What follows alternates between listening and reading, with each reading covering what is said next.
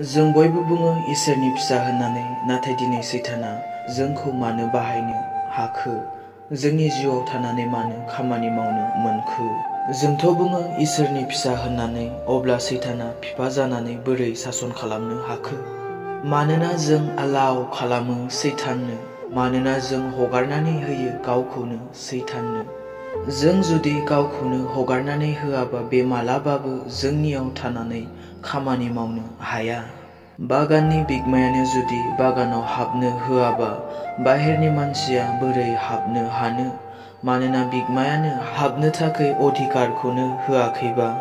दिनै सैताना मानो खामानि मावनो हाखो जोंनियाव थानानै? मानोना जों बरायो बिबार माला सोनानै बरायनाय बादि सैतानखौ जोंनि थगायनायजों। मानोना बे नंखायनिनो बिफाखा आरो जों ख्रिस्टियानफोरा नंखायखौ बुंनानै खाबु होयो सैताननो। बोसोना बुङो मोदोमनि लुबैनाय, मेगननि लुबैनाय, अहंकार बे आफानि नङा।